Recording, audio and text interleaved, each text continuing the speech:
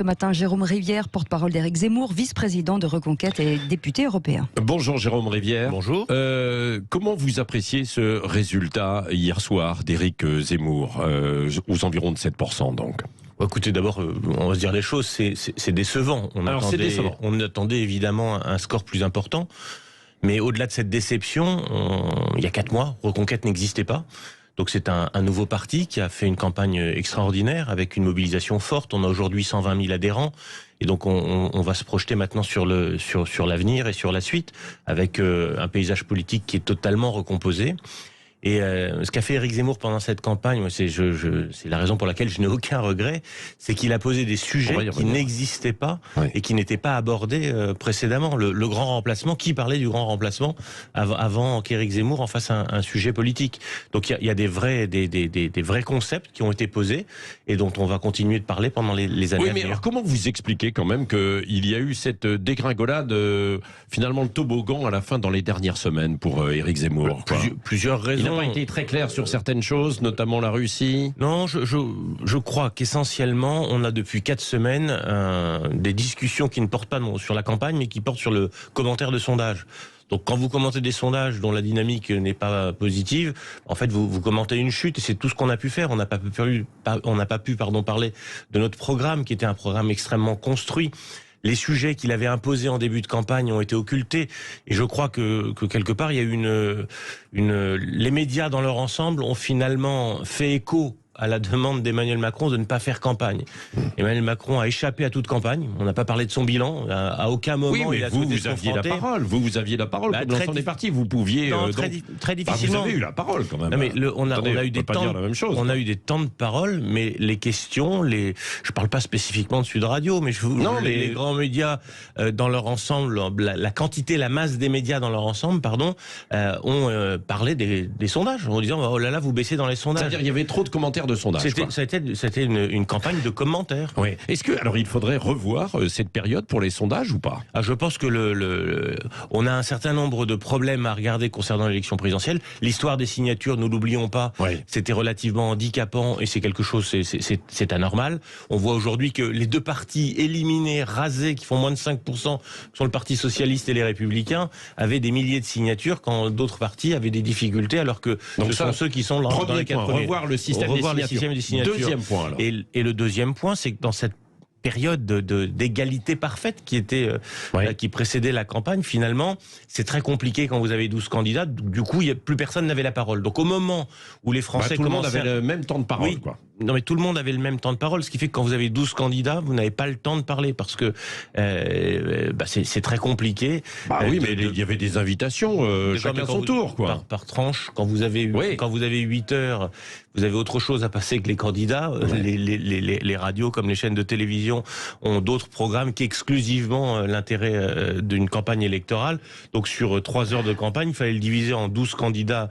Donc il faut revoir, ça c'est le deuxième point. Je pense que c'est il faut revoir quoi, les temps de parole. Revoir l'organisation des temps de parole pendant la période de la campagne officielle. Et j'évoquais aussi tout à l'heure les sondages. Parce que écoutez, les sondages, c'est pas très intéressant de commenter les sondages et je trouve que c'est dommage. Donc il faut voir, mais ça appartiendra aux candidats de voir comment on s'oppose à ce discours-là en imposant peut-être plus fermement encore les thèmes dont on souhaite parler. Oui, mais pas les interdire.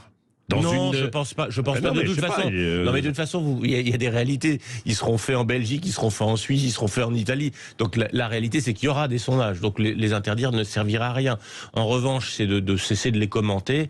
Et nous n'avons peut-être pas été assez vocaux dans ce refus de commenter les sondages. Et là, ce que je voudrais qu'on fasse ce matin, c'est de parler de la suite, parce que le bilan de la campagne, on le fera une fois qu'elle est terminée. On a un deuxième tour qui dans 14 jours, et donc c'est important de savoir. Ce qu'on va réaliser, ce qu'on va faire dans cette période. Est-ce qu'il est pour vous ce deuxième tour, Jérôme Rivière? Parce que vous avez quitté Marine Le Pen il y a de cela quelques semaines. Vous regrettez d'ailleurs? Non, je regrette pas du tout. Vous savez, l'organisation du système électoral français, c'est 2 tours. Le premier tour, on choisit.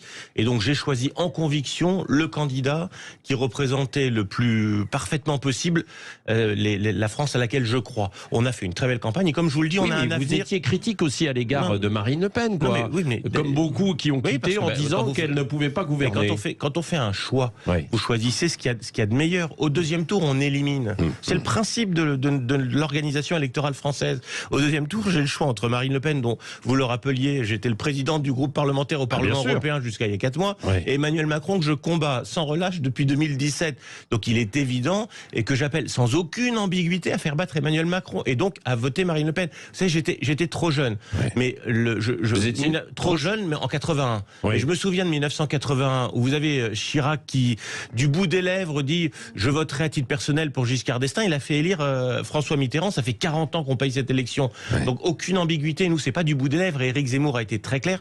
On ne se trompe pas d'adversaire. Notre adversaire, c'est Emmanuel Macron. Et donc, on vote Marine Le Pen pour faire battre Emmanuel Macron. Oui, Robert Ménard a dit ce matin qu'il appelait Marine Le Pen à prendre ses distances vis-à-vis d'Éric Zemmour. Comment vous prenez cette déclaration ? J'imagine qu'il anticipe une victoire d'Emmanuel Macron et qu'il doit viser un ministère quelconque. Vous savez, les combines, les petites organisations politiques, ça c'est avant le premier tour. Derrière, Robert Ménard de... je m'interroge, sur les raisons profondes qui font soit il veut battre Emmanuel Macron, soit il veut pas battre Emmanuel Macron.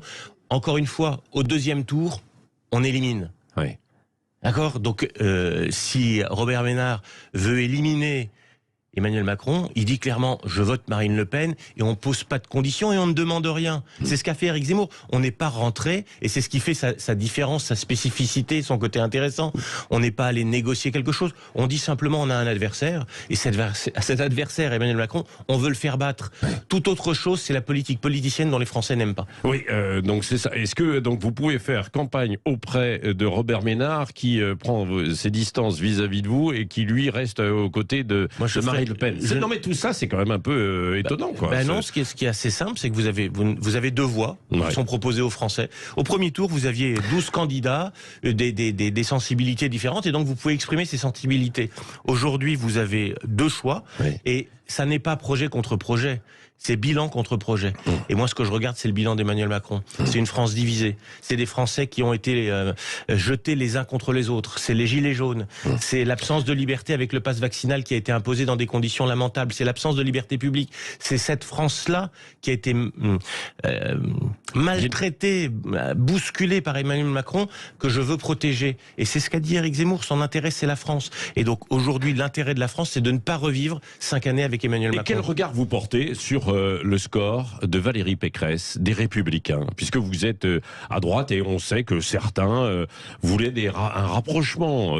Éric Ciotti, puis il y en a d'autres qui ne se sont pas prononcés. Écoutez, je pense que un certain nombre de candidats, d'élus des Républicains, hier, ont expliqué les raisons pour lesquelles ils sont éliminés. C'est par leur ambiguïté. On avait appelé Madame Pécresse, Madame 20h02, parce qu'on pensait qu'à 20h02, elle allait appeler à voter pour Emmanuel Macron. Elle l'a fait à 20h20. On s'est trompé de 18 minutes. Mais c'est évident que beaucoup d'élus, je ne parle pas des électeurs, mais beaucoup d'élus des Républicains sont ambigus et n'ont pas compris l'appel profond. Vous étiez au Rassemblement National et aussi chez les Républicains avant. Mais non, mais il n'y a pas d'ambiguïté. J'ai quitté à l'époque l'UMP parce que effectivement, ils ne tenaient pas à leurs promesses. Notamment, à l'époque, c'était l'histoire de l'AME où on avait promis qu'on supprimerait l'AME, on ne l'a pas fait. Et j'avais demandé à ce qu'il y ait des accords avec le Front National à l'époque en 2006. J'ai toujours été sur ce rassemblement et la suppression du cordon sanitaire. Et Éric Zemmour, là-dessus, a réussi. Aujourd'hui, le cordon sanitaire, il est très grandement brisé. Ça va être très compliqué pour Emmanuel Macron de faire campagne sur le je fais obstacle, je fais barrage A. Il y en a ras-le-bol, les Français, ils en ont ras-le-bol de faire barrage A. Ce qu'ils veulent, c'est voter pour quelqu'un. Et le bilan d'Emmanuel Macron est tellement mauvais qu'aujourd'hui, le second tour, ce sera une forme de référendum pour ou contre 5 années de plus avec Emmanuel Macron. Et est-ce que, Jérôme Rivière, vous pouvez avoir des Républicains qui vont vous rejoindre là, à la fois pour ce second tour, mais également en vue des législatives? Je pense que pour les élections législatives, il y a un projet qui sera présenté. Reconquête aura... D'abord, on a des militants, on a des moyens importants, et on aura 577 candidats, effectivement, pour proposer un projet aux Français et participer. Vous serez partout? on sera partout, et effectivement. Après, on peut intelligemment discuter avec les Républicains, le Rassemblement national, on verra, mais ça c'est après le second tour de l'élection présidentielle. Ne mélangeons pas les choses, il y a vraiment là maintenant une élection présidentielle avec un enjeu vital pour la France. Et Éric Zemmour va faire campagne dans les jours qui viennent, vous qui êtes le vice-président de Reconquête.